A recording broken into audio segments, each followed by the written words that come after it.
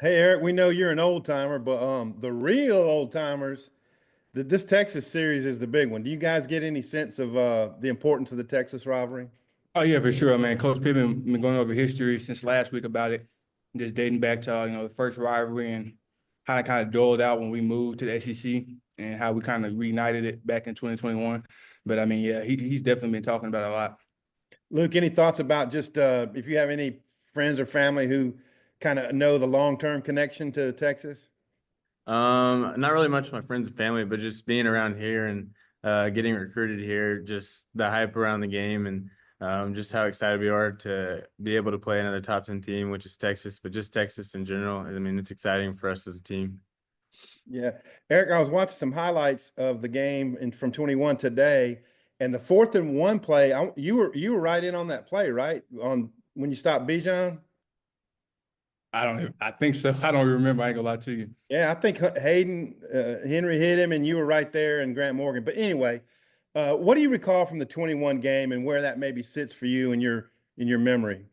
Man, it was a big game, man. I mean, like kind of like how Coach Pitt was this week about telling us the rivalry stuff. He did the same thing when we played him, telling us the rivalry, how important it is. I mean, we just went out there and we played a great game. Can you speak to Texas's weapons? They're pretty diversified on offense, like to hit the edges. Yeah, man. They throw a lot of to the perimeter play to try to get guys open in space. I mean, they got a lot of screens and stuff like that. So we just gotta really run and crowd the ball. And like you said, they got a lot of great weapons on the receiver, and they got a great running backs. I mean, the line's probably gonna be one of the best lines that we didn't play so far, man. So I mean, they got a great group over there. Luke, Texas's numbers on defense are really stout too. What do you make of them? Their D line up front they're really big, and they do a good job. They're really simple, but they play hard and they fire off in their gaps, and so we're gonna be ready for that. And that's something we've been working on at practice this week. And then they have guys in the secondary too who can make plays, so it'll be exciting for our offense to get to go against them. Thanks, y'all. Trey, go ahead. Yeah, Luke, I was just curious if you could go into a little bit more detail about what makes Texas so good, though, on in pass defenses. It seems like, I mean, they're like 89 efficiency rating, which is really unheard of. hmm Yeah, I think they just do a really good job of what they're coached to do. I mean, they don't really have to do that much because they have really good guys up front who are, like I said, big and they're physical and they work a lot. You can see how it pays off just with how they've been playing the past couple games. Are they getting a lot of pressure? Is that part of it? A little bit. I mean, we're still breaking down some of the film and stuff and picking up on stuff that they're doing, but they're really, like I said, they're really simple and we just got to be able to withstand that, and that's something that us as a group with the offensive line has been working this week. Yeah, Eric, on the other side of the ball, I was wondering what you could tell us a little bit about their personnel up front on the offensive line. And yeah, they got a great group over there, man. I mean, they got a lot of guys that knit well together, and you can see it on film, man. They play great together. And just individual, man, it's a lot of great individual play also on online, man. So we got to prepare for that. Luke, did you watch the 21 game, or were you here? I was not here, but my brother was here, and I wish I would have been here. But just from hearing from that, and some of the guys who are on the team in my class that came to that game as recruited to me, and I just heard it was amazing, like amazing, way better than even the Tennessee game, just because of the hype around the game. So I'm excited to feel that atmosphere. Thanks, fellas. Go ahead. Hey guys, how you doing? Luke, I know you got recruited by everybody, and I saw Texas among the list of teams that you were offered. Do you remember that? And did you give them any thought at all? To be honest, not really, but I mean they were a great team, so I was obviously thinking about them a little bit, but really Arkansas, and then I had like two other schools was my main focus, and definitely happy I chose Arkansas. And then your production has picked up the last couple games. You reception wise, I know had the bad back earlier. Just well, what have you thought about how you've played, especially the last couple games? Just how are you feeling physically right now? Well, I'm feeling great right now. I feel so much better. I mean, I feel younger if that's even possible for how young I am. But I think the biggest thing is building trust with Talon and Coach Petrino and the offense, and just knowing that I can do what I can do, and they've been able to see that at practice, and it's paid off in the games.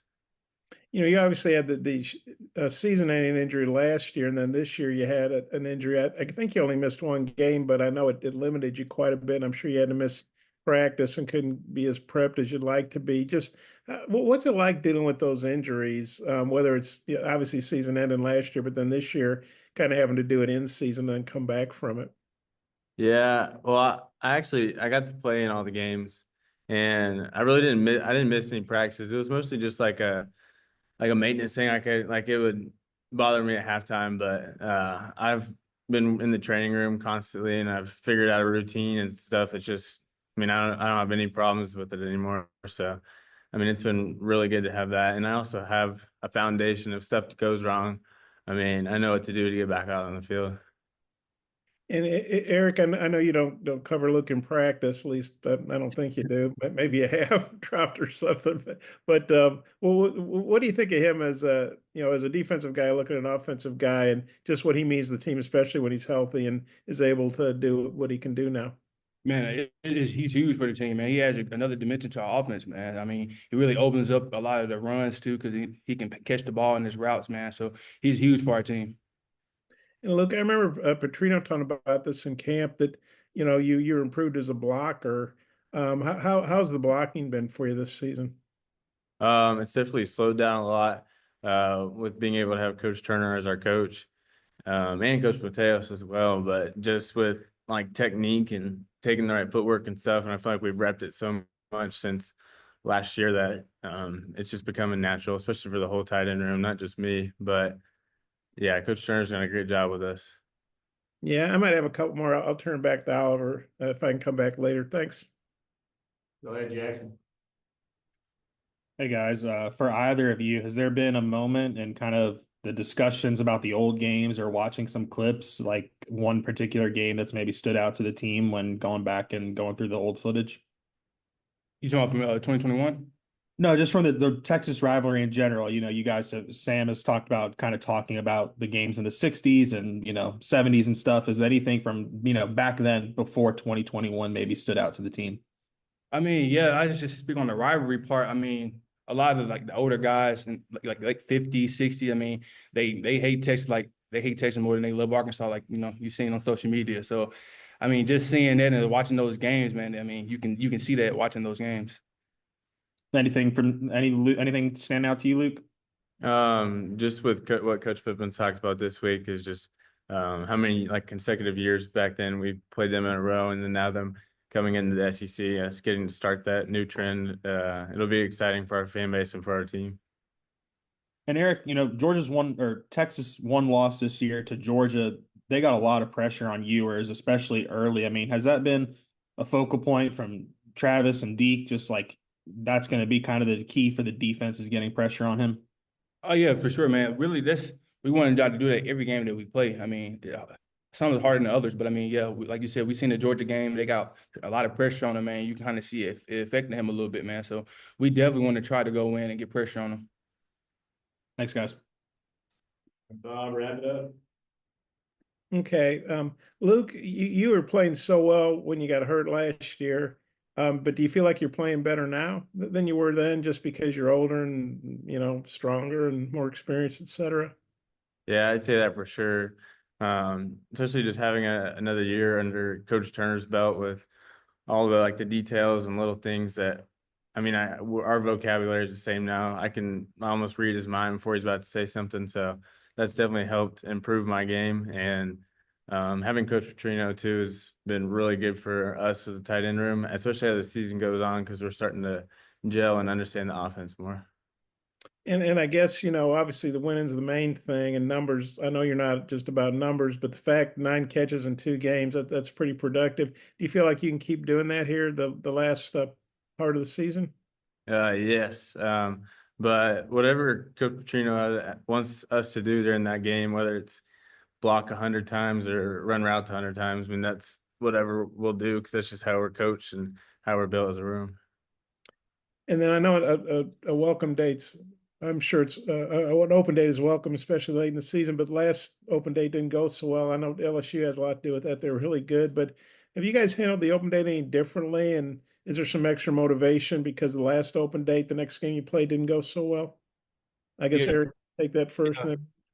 I mean, yeah, man, we're attacking it, man. We're not really just, going through the motions. I kind of feel like kind of was last time. We kind of really just going through the motions.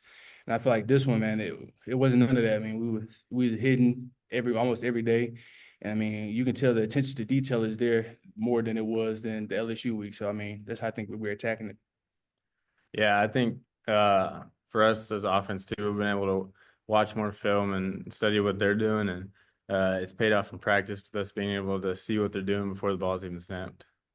And look at that. Without giving away any secrets, do you feel like Texas is a team that you can have a good game against? I mean, at tight end wise. Well, going into every game, I feel like each game could be a good game for us as tight ends. So I mean, that's the mindset I'm going to go into with this game. And when you've been slowed earlier back, I can just imagine. I can only imagine how bad that must be for a player. But when you feel right like you do now, just how good is that? How much do you appreciate feeling that way? Yeah, I definitely appreciate that. But also, I feel like too, whenever you have injuries or back problems, it only makes you and molds you into a better player for the future.